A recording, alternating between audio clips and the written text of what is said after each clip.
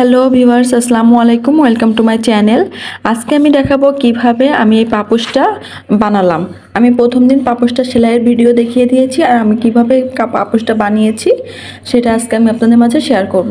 পাপোশ বানানো খুব ইজি, এজন্য আপনারা প্রথম ভিডিওটা যদি দেখতে পারেন বা দেখে আসেন তাহলে আপনারা এই কাজটা খুব সহজে বুঝতে পারবেন। তো আমি প্রথমে করব কি, আমার পাপোশের সাইডে যে কাপড়টা ছিল এক্সট্রা কাপড়, সেটা আমি 1 ইঞ্চি পরিমাণ বাড়তি রেখে বাকি কাপড়গুলো কেটে নিচ্ছি। আর আমি 1 ইঞ্চি পরিমাণ রাখছি, এখানে আমি সাইডে সেলাই করব, আর বাকি যে আমার 4-5টা সেলাই ছিল সেটা যাতে দেখা যায় এজন্য আমি 1 ইঞ্চি পরিমাণ বাড়তি রাখলাম। এরপর আমি এখানে একটা কাপড় নিব। এটা একটা মোটা কাপড়, প্যান্টের কাপড় বলতে পারেন। আপনাদের বাসায় যদি প্যান্টের কাপড় না থাকে বা এরকম এক কালারের প্যান্টের কাপড় না থাকে, সেক্ষেত্রে আপনার যে জিন্সের কাপড়টা বা জিন্সের প্যান্টটা সেটা ব্যবহার করতে পারেন। তো আমি এখানে মোট 4টা পার্ট দিব, এই জন্য সাদা কাপড়টা আমি 2 পার্টে কেটে নেব। আর তারপরে উপরে সাদা পার্টটা যেহেতু আমার কালো হয়ে যাওয়ার সম্ভাবনা বেশি বা কালো হয়ে যাবে, এজন্য কালো হবে না, এরকম একটা গ্রাফিটি কালার আমি ব্যবহার করব। এজন্য দেখুন আমি এখানে সাদা কাপড়টা ভিতরে দিব বা মাঝে দিব, আর এর জন্য আমি এই পাপোশের সাইজে এটাও কেটে নিলাম। 2টা পার্ট আমার কাটা শেষ। এখন আমি এর মানে যে পার্টটা নিচে দিব সেই পার্টটা দেখুন আমার একটু কাঠালি কালারের মতো। এটাও প্যান্টের কাপড়, আমি এটাও সেম মাপে কেটে নেব। আর বললাম তো, এই কাপড়গুলো যদি আপনাদের না থাকে সেক্ষেত্রে আপনাদের বাসায় যে মোটা কাপড়গুলো সেগুলো ব্যবহার করতে পারেন, বা যে জিন্সের প্যান্ট থাকে সেগুলো ব্যবহার করতে পারেন। তো আমি এখন পাপোশের মাপটা আপনাদের দেখিয়ে দিই। আমাদের পাপোশের মাপটা ছিল চওড়ায় ছিল 18 ইঞ্চি পরিমাণ, আমি এখানে 19 ইঞ্চি পরিমাণ রেখেছি। আর পোস্ত ছিল 15 ইঞ্চি পরিমাণ, সেখানে আমি 6 ইঞ্চি পরিমাণ রেখেছি। আর সাইড দিয়ে আমি 1 ইঞ্চির মতো বাড়তি রেখেছি এক্সট্রা সেলাইয়ের জন্য। এখন দেখুন আমার যে 3টা পার্ট ছিল সেই 3টা পার্ট আমি একসাথে জয়েন্ট করে নেব। তো আমি এর 4 সাইডটা জয়েন্ট করে নিচ্ছি। নেওয়ার পর এখানে দেখুন একটু 1 ইঞ্চি বা 1.5 ইঞ্চি গ্যাপ দিয়ে দিয়ে ঘুরিয়ে ঘুরিয়ে সেলাই করে নিব। এতে করে আমার পাপোশের ভিতরের যে কাপড়টা, আমি যেহেতু 3 পার্ট কাপড় নিয়েছি, এটা কুঁচকে যাবে না বা 4 সাইডের ভাঁজ হয়ে থাকবে না। পাপোশটা যেভাবে আমরা কেনা পাপোশগুলো কিনি সেভাবেই থাকবে।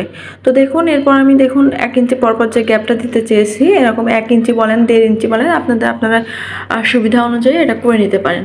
বা চারপাশে একটা ভাঁজ দিয়ে বা সেলাই দিয়ে মাঝখান থেকে ক্রস সেলাই দিয়ে নিলেও হবে। তো আমার মনে হলো এরকম কাজটা করলে কাপড় টেকসই হবে আরও বেশি। পাপোশটা যেহেতু নিজের হাতে বানানো, আমরা চাই যে নিজের হাতে বানানো কোনো কিছুই স্থায়িত্ব অনেক বেশি হোক। তো আমি এভাবে দেখুন পরপর এরকম সেলাই করে নিচ্ছি। আপনারাও এভাবে সেলাই করলে আপনাদের কাজটা আরও বেশি ইজি হবে।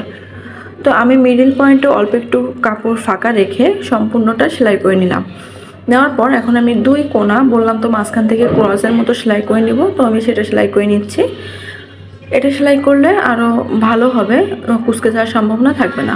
সম্পূর্ণ কাজটা আমি করে নিয়েছি। এখন আমার মেন কাজটা বাকি। আমি যেহেতু যে ক্রিম কালার বা যেটা বলেন ওই কাপড়টা আমি উল্টা পিঠে রাখবো, এজন্য আমি ওইটা উপর দিকে রাখলাম। আর আমার পাপোশের যে হাতের কাজ করা পাপোশটা সেটা আমি উল্টা দিকে রাখলাম। মানে আমার মাঝখানে সোজা সাইড থাকবে আর 2 পাশে উল্টা সাইড থাকবে রেখে আমি এর 4 সাইডটাও একবারে সেলাই করে নেব। আর মাঝখানে দেখুন এই সাইডে আমি একটু হালকা গ্যাপ রাখবো যাতে করে এটা আমি উল্টিয়ে নিতে পারি। তো আমরা যেরকম বালিশের কভার বলেন, মশারি কভার বলেন, কুশন কভার বলেন বানিয়ে নিয়ে আমি ঠিক সেমভাবে এটা করে নিব। করার পর আমার যে গ্যাপটা রেখেছিলাম এই গ্যাপের ভিতর থেকে আমি এই কাপড়টা উল্টে নেব। নিলে আমার পাপোশের কাজটা কমপ্লিট। এখন আমি এই কর্নারগুলো কেচির সাহায্যে খুব ভালোভাবে কেচিটা একটু ঢুকিয়ে এটা কর্নারটা বের করে নিব, যাতে করে আমার কর্নারটাও ঠিক হয়ে থাকে, গুটিয়ে না থাকে। তো এটা করার পর আমার পুরো সাইডের যে 4-5টা আমি একটু খোলা রেখেছিলাম সেই সাইডটাও আমি সেলাই করে নেব। একটু কষ্ট হবে যেহেতু মোটা কাপড়, একটু কষ্ট হবে, তো সমস্যা নেই। আমরা আস্তে আস্তে সেলাই করব। সেলাই করলে একটা সুন্দর পাপোশ হবে। আশা করি আপনাদের সবার খুব পছন্দ হবে। তো আমার কাজগুলো যদি আপনাদের ভালো লেগে থাকে তাহলে অবশ্যই আমার চ্যানেলটি সাবস্ক্রাইব করবেন, লাইক কমেন্টস এবং শেয়ার করবেন। আর সাবস্ক্রাইব করে নতুন নতুন অনেক ভিডিও দেখতে পারবেন। তো আপনারা যারা এই ভিডিওটা দেখবেন তার আগে সেলাইয়ের ভিডিওটা দেখে আসবেন।